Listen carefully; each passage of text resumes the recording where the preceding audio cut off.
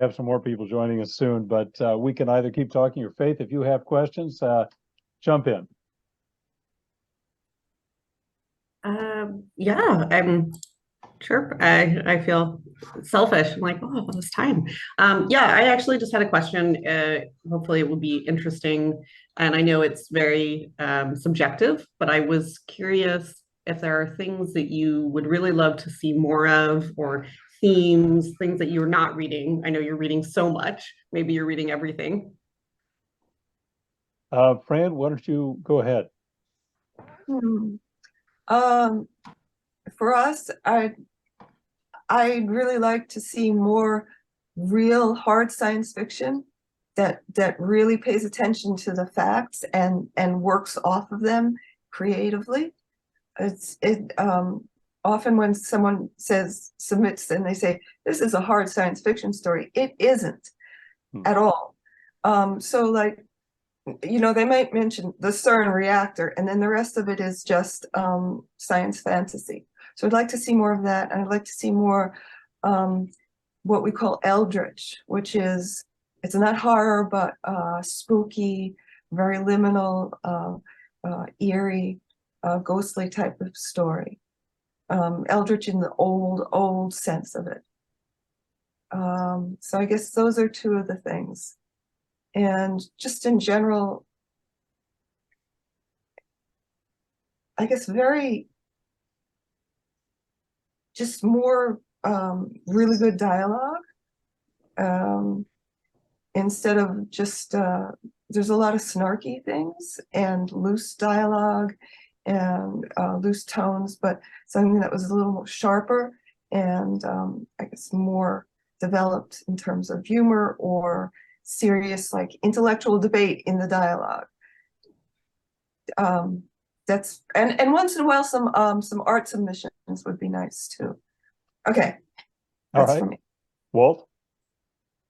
Yeah, I'd like to see a number of things. I'm getting a lot of submissions that are full of what I call white room syndrome, where the people, for all you know, the people are suspended in space above a white room. The reason for that is because the author knows where these people are. The author knows what these people look like and what the surroundings are, but they've neglected to tell me. And it would be nice if white room happens all the time. I even have to call experienced authors on it from time to time. There's that. The other thing is I would like to see more progressive themes that aren't didactic stories. Yeah. I've recently got a book. I can't talk too much about it because I'm still negotiating the contract, but the author is a former producer at CNN, and she did a tremendous job of taking all of the progressive tropes and using them in a really well-plotted novel without beating us over the head with the trope.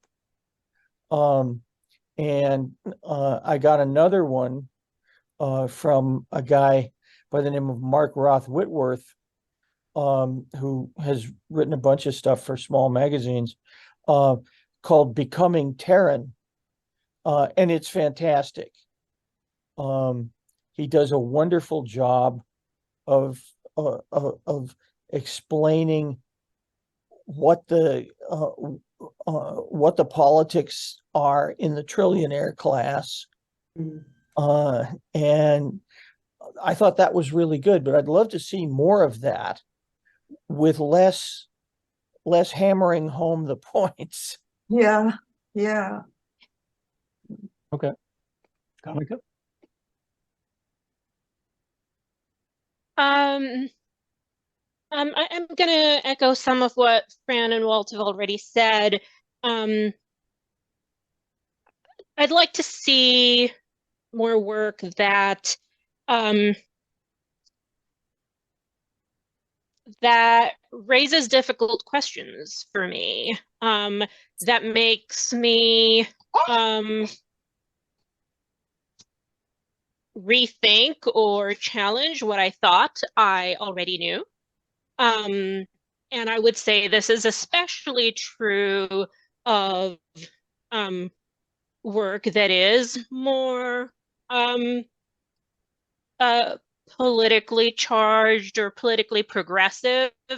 Because I'm not really interested in a kind of like, you know, a story that's like taking advantage of its bully pulpit, right? Or that's kind of confirming the ideas and biases I already have. I want something that makes me go, oh, I guess I've been thinking about this all wrong, or that really makes me reconsider how I had thought of this, or gives me a new perspective on it. In terms of what Fran mentioned about hard SF, I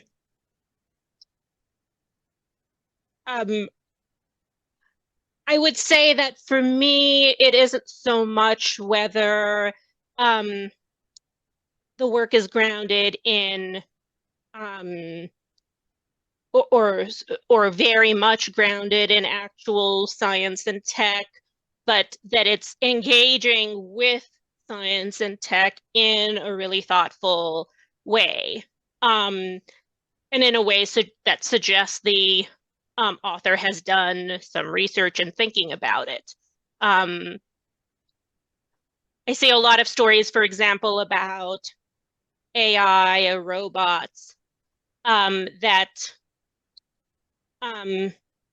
don't seem to have gone beyond the kind of conversation that is already in the air about the conversation and the misconceptions as well that are already in the air, right?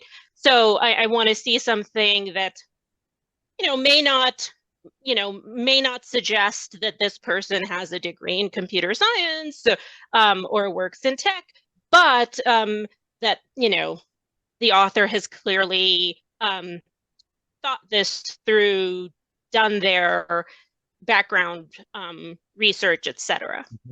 And then, there's lots of things I could say, but for now, finally, I will say one thing I rarely see and that I would really, really love to see more of is work that is formally experimental.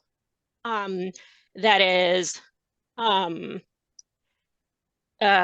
going beyond conventional notions of what a narrative is or what a narrative does, or even that a story needs to be narrative in the sense of having some kind of plot or actions that line up in a certain way.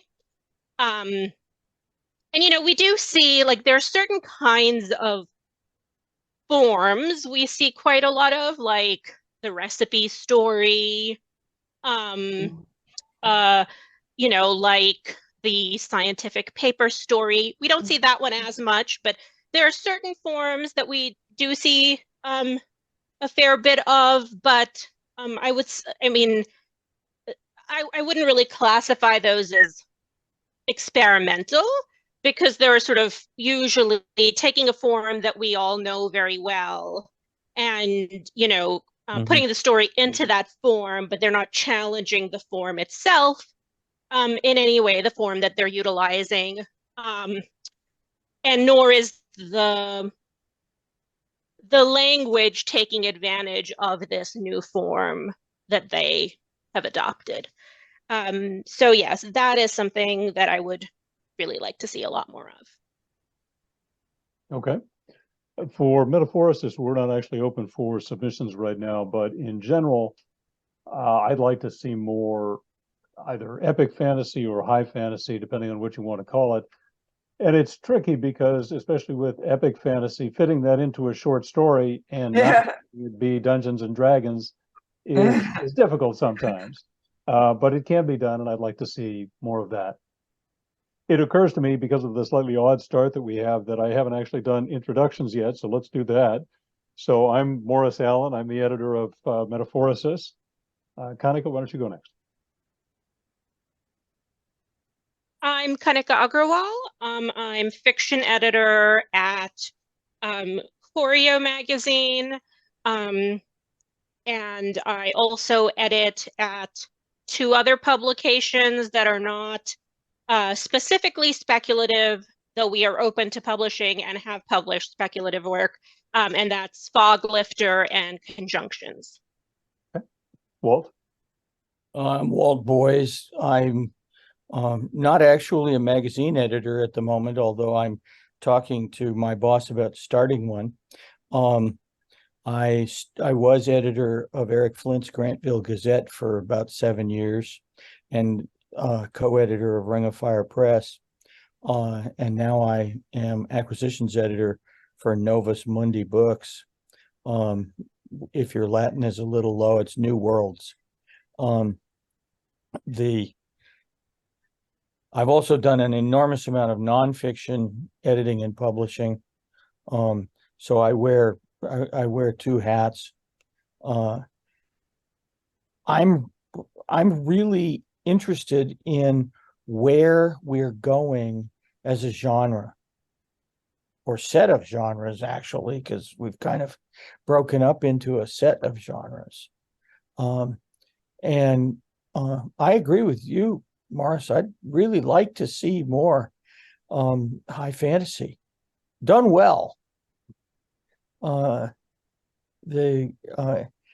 It's so difficult to keep people from rehashing Tolkien, or even Terry Brooks, for that matter. So I'd like to see more of that with a fresh face on it.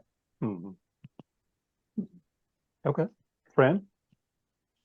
Hi, I'm Fran Eisemann. I'm with Cosmic Roots and Eldritch Shores magazine. We publish science fiction, fantasy, myth, fairy tales, legends, and eldritch stories and artwork. And we do some reviews and articles. And we're trying to get back to do some podcasts. Okay. Looks like Fran has frozen. She has said that she has intermittent. For There you go. Ukraine. Say that again, Fran, because you cut out. Oh, okay. Sorry. We're just putting out a benefit anthology for Ukraine. All the stories and artwork were donated by the writers and artists, and 100% of the profits are going to go to charities for Ukraine. The EPUB version is out now, and the print version is coming online. It's right now black and white illustrated, and then there's going to be color illustrated, and then we'll get to an audiobook too. And it's called To Ukraine with Love. So. Okay. Since we've got a small crowd, Faith and Angelique, if you're comfortable, go ahead and introduce yourselves and tell us a little bit about what you're interested in. Faith, if you want to start. Sure, yeah. Faith Allington, and I've been writing for a while, but just this year got back into speculative fiction.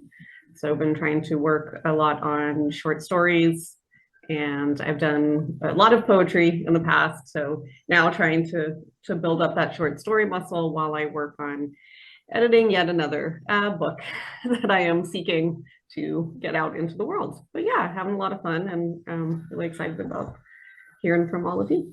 Okay. Angelique. Hi, yeah, I'm a short story writer, a day job television producer, and I also volunteer for Horror Tree, and my specialty is writing publisher interviews. So I do most of those for that website. So if anybody wants to be interviewed, you can tap me. I'm happy to help promote things. Yeah, I've been writing speculative fiction since 2018. I've had a story held but rejected by Cosmic Roots and Korea. Is that how you pronounce it? Yeah. So I'm sort of tapping at the door, hoping to get in. But Oh wait, Angelique Fawns. Yes. Oh hi, hello. Nice to meet you. Yes, the face to the story. And then you had squid ink for a while, or you had a squid ink for a while, Kanika. Oh, And you had my knocked up pen. yeah, the little black hen who Yeah, was a kind little of black honest. hen. Yes. Yes. Yeah. Oh, there were good points to that for sure. Yeah. Yeah, but yeah, so just looking to learn more because this is quite the industry to break into. You're not you're not producing for CNN, are you? No, I produce for Global TV, so I'm Canadian. I'm just wondering because Walt mentioned a CNN producer, so Oh, didn't want to out you, but no, Global TV up in Canada. all right, I do reality shows mainly, Big Brother, Survivor. all right. So go ahead. you can skirt the writer's strike.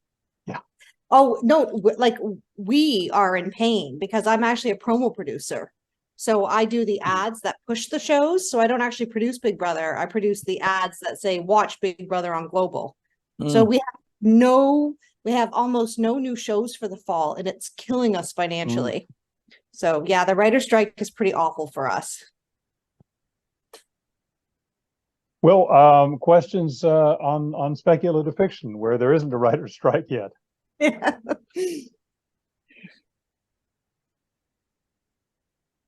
Well, they are striking for a lot of good reasons, though. Oh, of course they are. Yeah. I'm completely in support of the writer's strike. And even if I wasn't a member of the Authors Guild, I'd still be in favor of the writer's strike. The idea and that you can just buy the rights for a few $100s to scrape everybody's life work and then never have to pay them anything again and tell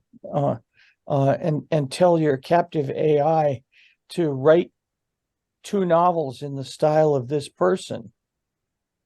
Yeah. Yeah. And also for the actors, they want to do this thing of allowing them to sign a contract which lets the film company film their film and then have rights forever digitally to use that in any manner whatsoever forever. Without paying them again. Well, eventually the lawyers will catch up with that, realize the value, and the contracts will be different. So I think that's probably an interim problem. So I'm curious, in the speculative fiction world, are you guys finding that you're greatly affected by Amazon's change on subscription model? And also, is there any financial viability left? Because I'm seeing Fantasy Magazine is closing its doors, right? And fantasy and science fiction is struggling. And I know that there seems to be a lot of fear behind some of the editors going forward and how to keep their readers. Well, I'll address that first quickly from my perspective. It's very, very difficult to make any money in this business off a magazine. And I certainly approached it. I never really intended to make money. I would have been happy to make money, but we've lost a boatload of money so far, frankly. And it's self-funded, so that's my money. It is very, very difficult. It's even more difficult for those of us who never managed to get subscriptions going. Amazon had a period where they did subscriptions, and then they stopped for a long time, and we missed the boat on that one. The other main option is waitlist books, and they are selective, let's say. And so it's difficult to get on that list as well. So the Amazon change hasn't affected us much because we never got on board. We tried to for a while, but it was very, very complicated. Neil Clark later told me about an easier way to get it done, but by then it was too late. So yeah, I'm certainly worried about financial viability, but I didn't anticipate that we'd ever really be viable. I just thought we'd be a little more viable than we are. So, Kanika.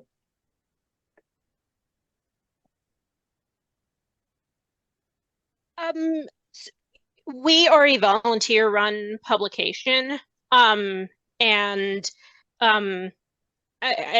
we have not had, and probably in the future will not have, any expectation of making money. Currently, so we're only in our 3rd year, so we're still quite young. We are exploring a variety of avenues for funding, but so far the majority of our funding has come through the founder of the magazine.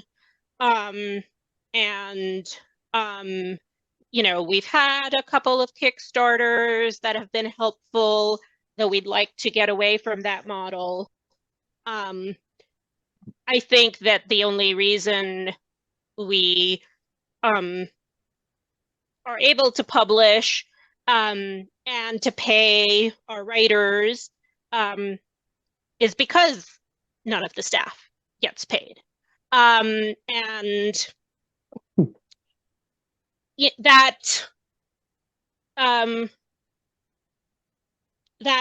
poses its own problems, especially given that we are trying to serve as much as possible a more marginalized community of immigrant and diaspora writers, and hopefully as we go along, more writers from the global South, which means that we also want to have people from those communities on staff. The more marginalized in various ways the people who volunteer for you are, the more problematic it is to be asking for more of their time and not paying them. So these are things that, we are thinking about and discussing, but yeah, basically, we're not trying to make money, we're just trying to stay afloat. Fran? Well, we never got involved with Amazon to begin with. We are also just all volunteers, editors and readers, all volunteers. We do have we're just online, but we have a subscription. We probably have maybe 250 subscribers. So, but some of them are free, some of them are paid, and that's a plugin through the WordPress.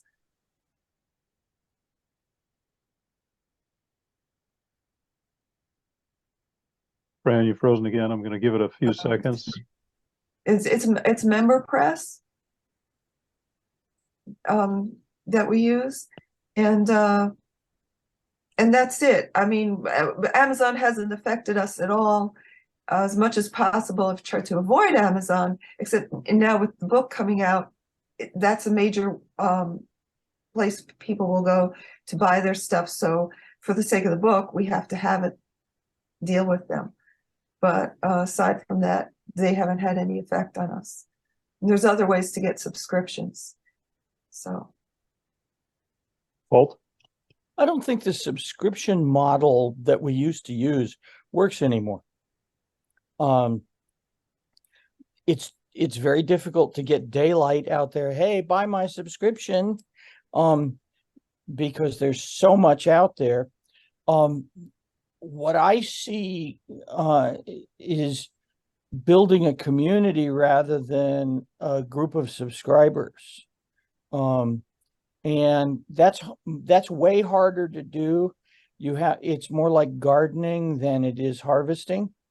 You have to make sure that each little subscriber plant grows and gets big and isn't overshadowed by the one next to it, and and all that stuff. I think Patreon is going to be a big part of this. Kickstarter only works when you're doing it, but Patreon works every day, and it's becoming clear that there are things you can do to be successful with a Patreon, and if you do those things, you not guarantee success, but come real close to it. So I think we're going to see a bunch of more stuff around community. I think we're going to start seeing, I think Fran, you mentioned it earlier, doing podcasts, yeah. author readings. When I was doing the Grantville Gazette and Ring of Fire Press, I did a once a month open house. It was 2 hours long. Anybody could come, authors could come, readers could come, and we would just have a kind of a freewheeling conversation. And I'm going to start that again at Novus Mundi, because it's a good way to be a human being. And I think that's something that we're all going to have to learn to do as editors and publishers, because people want to know who we are, what we stand for, and what kind of people we are in order for them to do business with us now. So that's what I think it's gonna come to. I'm not sure it is there yet, but I think that's where it's going. Let me ask a question for the panel along those lines of community, and that's the fragmentation of social media, in my view at least, the implosion of Twitter. We just yesterday closed our Twitter accounts. We stopped using them a while back. And so we're now on Mastodon and on Blue Sky, and we use Patreon. We're on Facebook, but I'm not really a Facebook person, so that's more incidental than other. I recognize how large it is. What avenues are you guys using, and what do you see as the way to build that community? What tools are you using to do that? Let's start with you, Walt. Everything. Where we are right now in the industry is throw it at the wall, and if it sticks, keep doing it. I use Facebook, Instagram. TikTok has this new thing they call Book Talk, which I'm exploring. I still have a Twitter account because I got a Twitter account way back along when you could actually get your name as a Twitter account, and I'm loyal and resistant to losing it, but I don't post there much anymore. I'm on Blue Sky, I'm Mastodon, Tribel, you name it. And basically what I'm finding I have to do is I have to post everything to everywhere. I'm even using my LinkedIn account to talk about science fiction and fantasy. I advertised this on LinkedIn yesterday. Don't think anybody came from there, but I got a bunch of people who liked it, and anytime you do anything like that, it raises the volume level for everybody else too. What's So I'd say Tribel, Walt? I hadn't heard of that. Tribel is a progressive focused Twitter clone. It's I forget who the guy that started it is, but you can actually, it's being micro-funded and you can actually buy stock. So I bought a couple $100 worth of stock in the hopes that I can keep something that doesn't have Elon Musk's hands on it. I'm in a place where I would like to be able to use Starlink, and I won't use it. All right, just for the crew, I looked it up. Tribal, it's like tribal with an E instead of an A. Tribel, that's right. Yeah, I'll look at that in a bit. Okay, Fran. I mean, I've been using Twitter and Facebook, and now I'm on Blue Sky. But yeah, it is fragmented, and it's getting a little confusing. I've got a Mastodon account, but that is fragmented within itself. So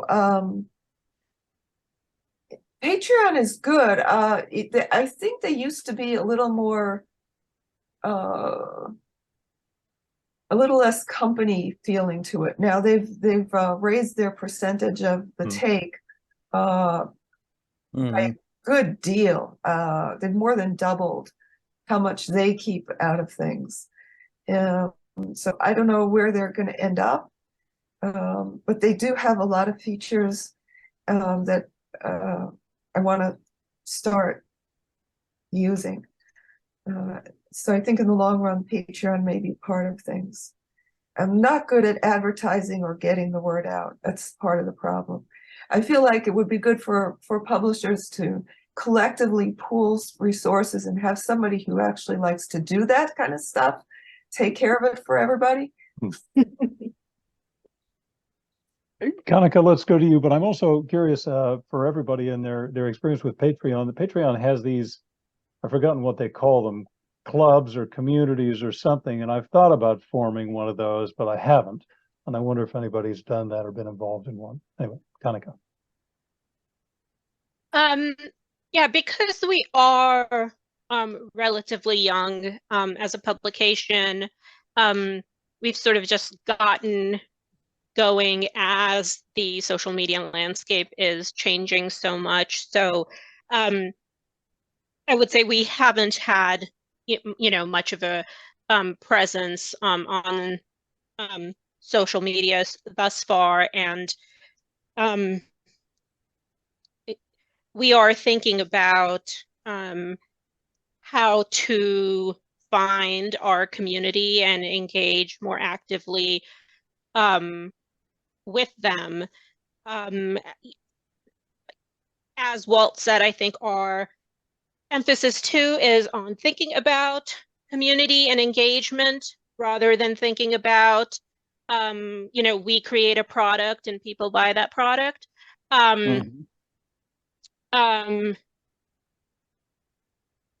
There are a number of things we are currently discussing, including Patreon, which we have thought about but haven't yet gotten going.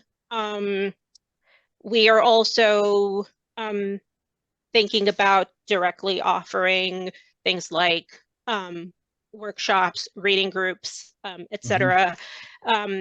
Because we do have on our staff a number of people who are experienced as educators, as workshop facilitators, etc. I think it's very much an open question right now, what will end up working for us and what will help us connect with the groups of people we're interested in connecting with, especially in parts of the world where people may not have as ready access to the internet anyway. Yeah. When you're trying to connect with some people, they don't have the connections there available to them for the writers or readers. So it is hard. What do you do for the people who don't Have a good connection?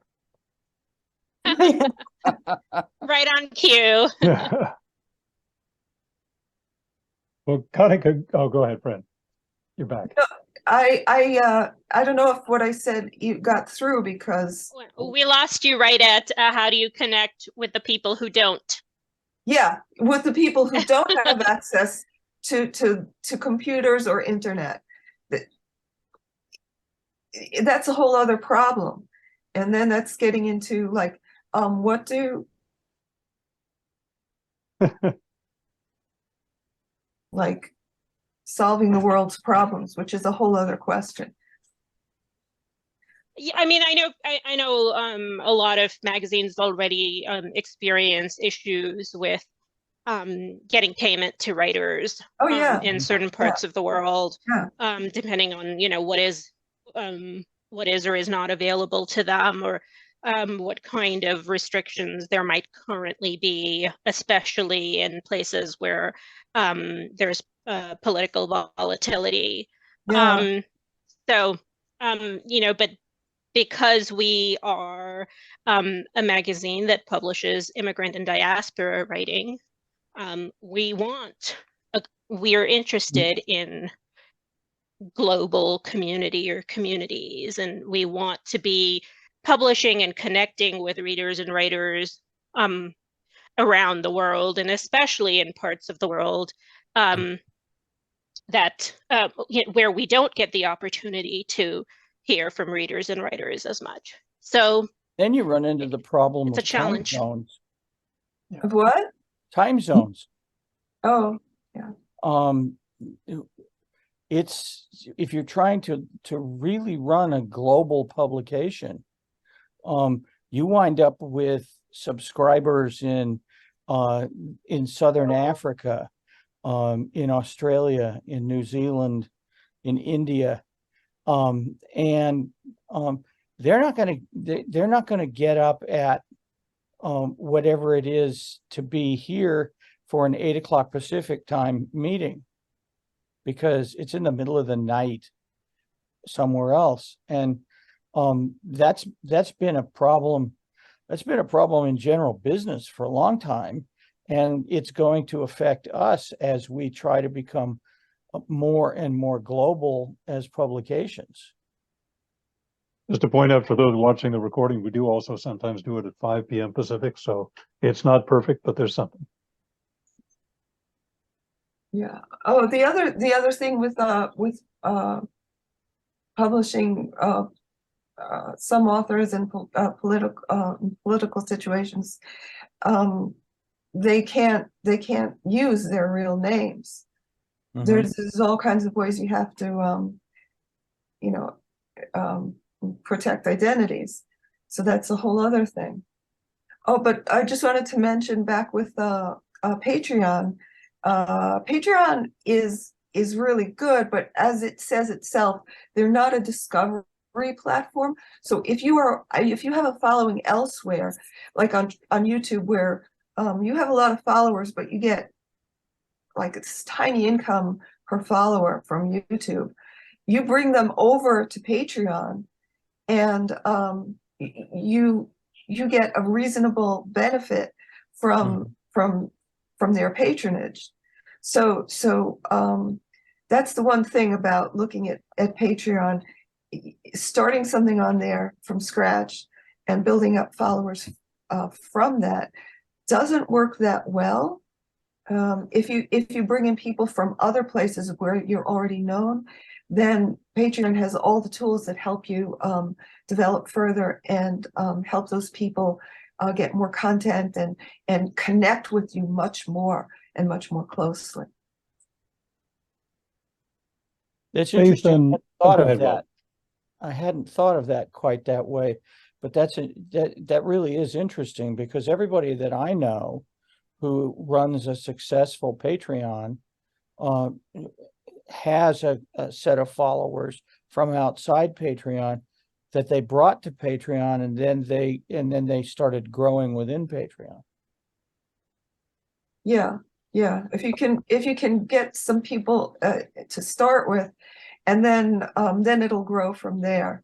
If you can bring in that basis of people who really are interested, and then there's I'd love so to much have 10,000 Patreon followers. Love to have 1,000. Faith and Angelique, let's get back to your questions if you have them. It was interesting listening to you talk about Patreon, because I'm part of the Dreamforge Patreon. That's the main one I support. Very shortly, yeah, they're great. I very shortly have a meeting with them. But it's interesting. Like today, we're going to go over how to make sure our Writers of the Future stories are correct, and they bring in people like Bruce McAllister to give us hints on writing. And I find it definitely worth the $6 a month I pay to be part of it. So I guess Patreon is viable. I wondered how the industry feels about Kickstarters. Are they frowned upon? I've come up with a collection of short stories. Mark Leslie said this is a good way to keep trying to make money with your writing. And I was thinking of kickstarting it, but I'm very nervous about the perception of it. I'm going to go first on that, because I'm hoping that the flood of positive information after my comments will be helpful. Our Kickstarters have been a dismal failure every time. We've never once made our set amount. And the way I do them is not very business savvy, I guess. What I do is that we fail, and then the people who said, "Oh, I'll contribute this much to get this reward," I send them the reward anyway. So I end up with all the downside and none of the upside, just because I feel, these people wanted to support us and they should get something for that. So it's not a good business practice, but it makes me feel better. We've never raised a dime from Kickstarter, but other people, I'm sure, have much better and more positive experience. Right, David Hankins just is making over 10,000 on his Kickstarter for his Death and the Taxman novel. Well, yeah, I mean, after Brandon Sanderson, I think he's the ultimate example of making money on Kickstarter. But I don't know, Kanika, Walt, Fran, have you guys had more success with Kickstarters for your ventures? I haven't done any Kickstarters yet. I have friends who did Kickstarters and they were very successful, except that when they went to publish their book, either their anthology or their novel, the first inrush of customers to buy the book wasn't there because they Athos Arts, the magazine Athos Arts that they're putting out that book on Ukrainian science fiction. Mm-hmm. They've already, like, within a day they met their base goal. So you can hit it right. Mm-hmm. And do wonderfully.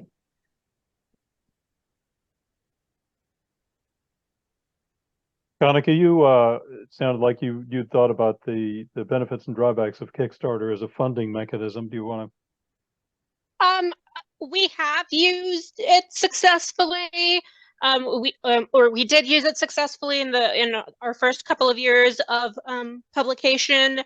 Though we weren't using it to try to fund the magazine for the entire year. I don't know. I wasn't in charge of running those Kickstarters, so I don't know the kind of ins and outs of how our founder has been thinking about the advantages and drawbacks of that. I know we didn't do one this year because she said she wanted to get away from using Kickstarter as a primary or major source of funding. We haven't really discussed why that is. We've only discussed what other alternatives there might be. So yeah, so I don't have a lot to say actually on the benefits of using Kickstarter. Although I expect that it works better for publications that seem to be serving a community that has felt underserved until now. And there's a sense that that publication, whether it's a magazine or a novel, is filling some kind of gap in the publication landscape, or there's a sense of excitement about, I've been waiting for this kind of publication. It's probably easier to set yourself apart in that sort of situation, which I think was the case for khōréō. I think there's the other side of that, which is that if you already have an established audience, a Kickstarter is much more likely to succeed because it's easy to drive people to the site. If you're relatively unknown, which certainly we were when we did our first one and probably our second one, it's up to your skill in promotion, and I don't have any. Now, Walt will point out that that's a learnable skill, and I just haven't learned it yet. So I continue to maintain that marketing is a skill set, it's not a vocation or a talent or anything else. It's a skill set, and if you learn the skill set and you One of my favorite quotes is from a guy named William Hesketh Lever, who was the founder of what is now Unilever. So he was moderately successful.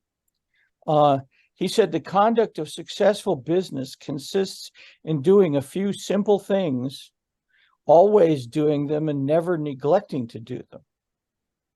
And that's what marketing is for almost anything, especially books and magazines. Is if you learn the skill set and you keep doing it, because what happens a lot, Morris, is we're all introverts, right? And that's why we sit and look at a box all day.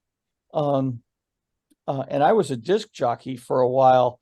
And if you don't think that is a classic job for an introvert, just imagine sitting in a beige box talking to a stick with a burlap bag wrapped on it. But because we're all introverts, we don't know how to do this. And it's an effort to do this. It doesn't flow sweetly from some wellspring inside of us. So we got to learn the rules, and we got to practice the thing like the rules. There's a conference that they have every year that's called something like 20 books, $50,000. I'm not sure I've got the name right, but the idea is, here's a set of rules. If you do this, you will be successful as a professional fiction writer. And I see people doing those things all the time and actually making it work. The problem is, who do you learn the trope from? Who do you learn these things from? That's the hard part.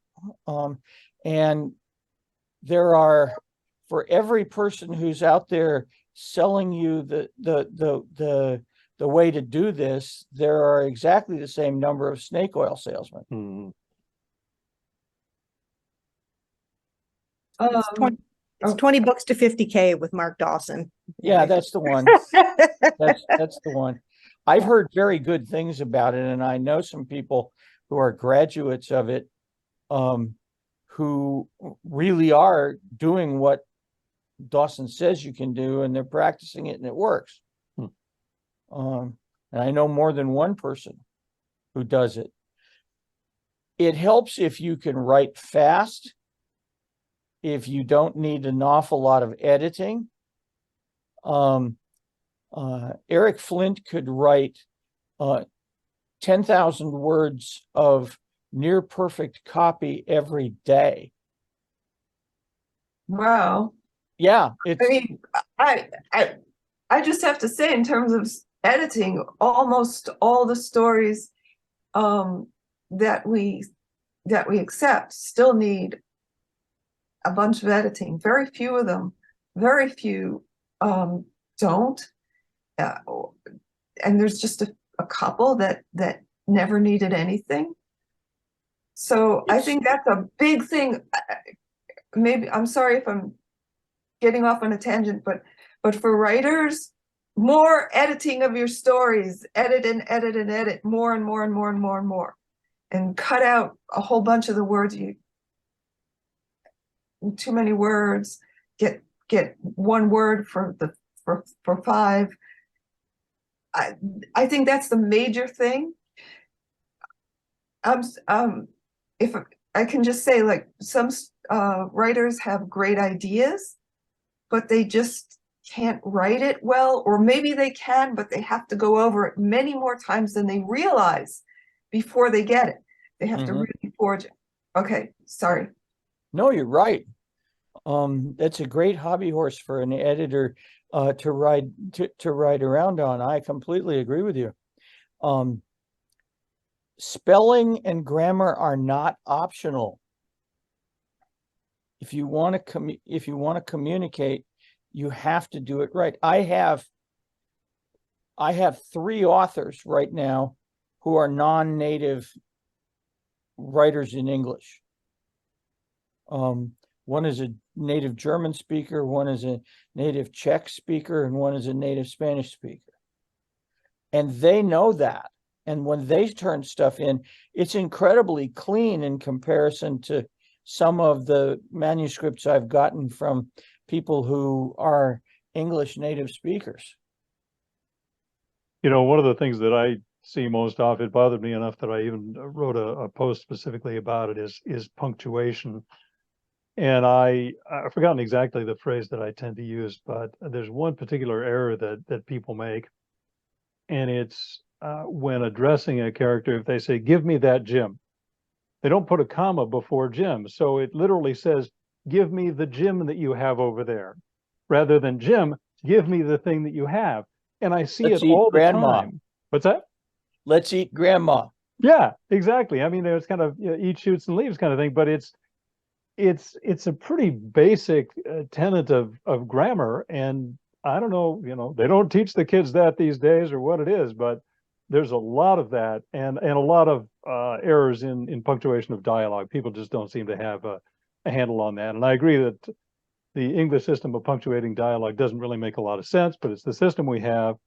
And it's not that hard to learn. If you read enough books, you learn it. Sorry, that's my hobby horse. Oh, you're right. You're absolutely right. The other thing that writers often don't do, and it surprises me that they don't, is they don't read what they've written out loud. I always do that. Whether I'm writing a nonfiction piece or a fiction piece, I always read it out loud. Sometimes I read it back to front, not out loud, but just so that I can catch all those things.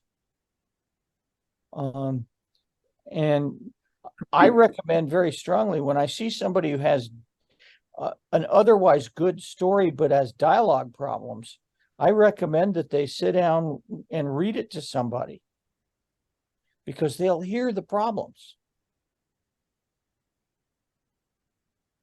Other questions from Angelique or Fawn? Faith, sorry. Sorry, I'd like to just weigh in on the whole Sure. Punctuation, Mm. grammar, spelling, etc.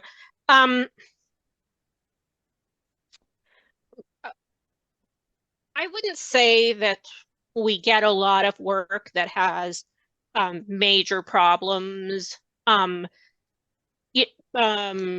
terms of, at least to the point where you don't know what the intention is. So, you know, we do have so the fiction editors do sort of the developmental editing and the line editing, and then we have the copy editors, and then the fiction editors usually sort of work with the copy edits, again with the author, to make sure intentions are being properly conveyed. So you know, we're not looking, or you know, if your dialogue isn't perfectly punctuated, if there are some spelling errors, etc., that's not going to keep us from being interested in your work. And especially when we're getting work from writers across the world who may be familiar with different conventions.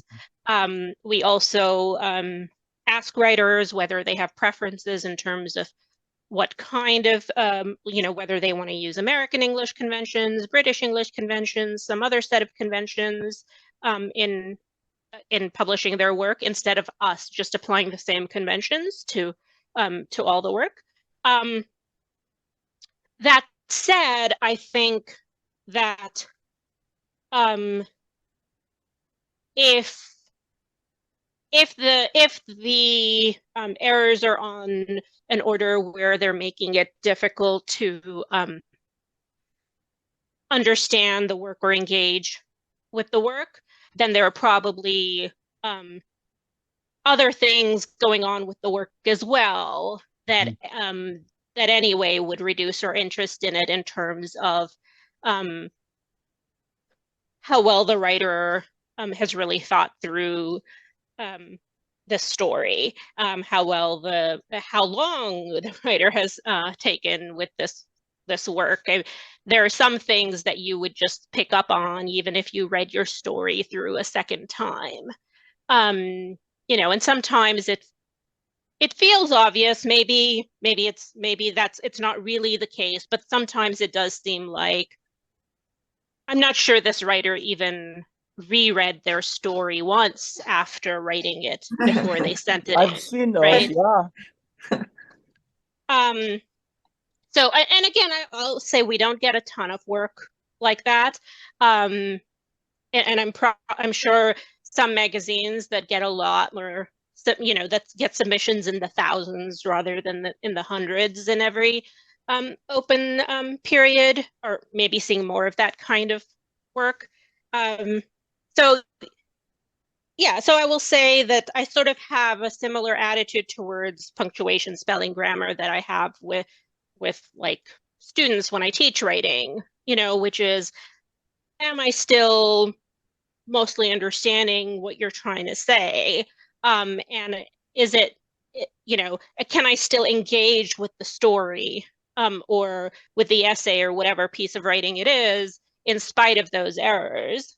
And if I can, then, then great, we can still work with this. If those problems are so prevalent that I'm having to kind of decipher every sentence, then that's not going to work. Yeah, and that's spelling, grammar, those punctuations, those things, they can indicate something about the writer's ability in other areas. But when I was saying editing, I wasn't thinking of those things. I was thinking of the basic story elements of all kinds, from the white room thing to dialogue not working, to not reading over your thing to make sure it sounds right, to getting all the plot points right, not big plot holes, have a world developed, have characters developed. Those things, like, people, it's a struggle to make a certain level of story, and it seems like, wow, I've gotten this done. But in fact, it's usually just the first step, and you've got to maybe put it aside and then go back to it a number of times and like be strict with yourself and edit it much more seriously. I wanted to follow up on something that Kanika said, just out of curiosity, in terms of different varieties of spelling. We, for example, I accept certainly English, British, and American spelling, and I couldn't care less, and you can mix and match as long as you don't mix and match for the same word within the story. So other recognized versions of spelling I'm fine with. I wonder whether you guys push for American only or British only, or how you handle that. So we asked the author. Oh, sorry. Maybe that was not directed specifically go ahead. towards me. To all of you, but Kanika, go ahead. So we asked the author what their preference is.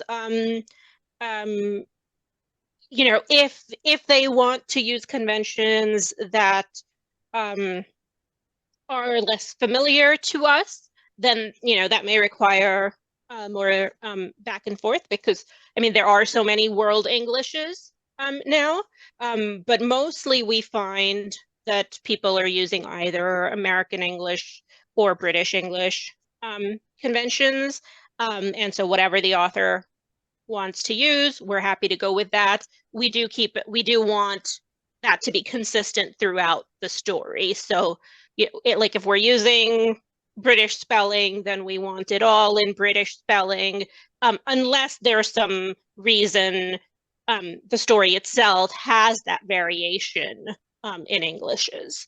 But otherwise, we want to stick to one convention, but we're flexible about what that convention is based on what the author wants. Fran or Walt? I think you're right. For us, what it comes down to is time. if the author is not well versed in grammar, punctuation, and spelling, it costs more editing time, and sometimes that's time we just don't have. It takes me, well, I do mostly novels now, so it takes me 10 to 15 hours to critically read a manuscript. If I have to spend a significant amount of that time working in the manuscript, correcting grammar, spelling, and punctuation, making dialogue sound better, there's a good possibility that I will employ John W. Campbell's red line of death at some point in the book, and just send it back and say, no, you have to have better spelling, punctuation, and grammar. You can make up systems like that yourself. I have one book right now that I'm editing, which has a whole bunch of dialect in it, which has made the proofreader run out of the room screaming, tearing at her hair. And I keep trying to tell her, it's dialect, let it go. And she says, but it's not consistent. So I went back to the author and said, dialect is fine, but make it consistent. And so we're getting somewhere. But that's my beef. It's time. Fran, did you have comments? No, I agree. It's with what everybody said. It's just that yeah, for us, yeah, we don't want to I guess flatten out the language. The individual words that as long as it can be understood within context, then it brings more variety to a story. To use the whatever voice they're used to writing in from whichever country, because otherwise, I mean, we don't want a standardized thing, and just word choice is part of bringing some individual voice and feeling to a story. So I would never tell a writer to Americanize their work. I would encourage them to keep what their own thing, as long as it can be understood. That's Okay. We're running pretty short on time here. Faith, do you have any final questions? Oh no, that's okay. I can join a future. All right. Then I'll give the panelists a chance for any last words or announcements. I don't have any. So Kanika, let's start with you. No, none from me. Okay. Walt? I've blathered on for an hour now. I'm good.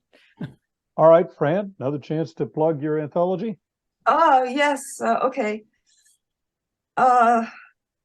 It's To Ukraine with Love, and it's all the stories and art were donated, and all the profits will go to Charities for Ukraine.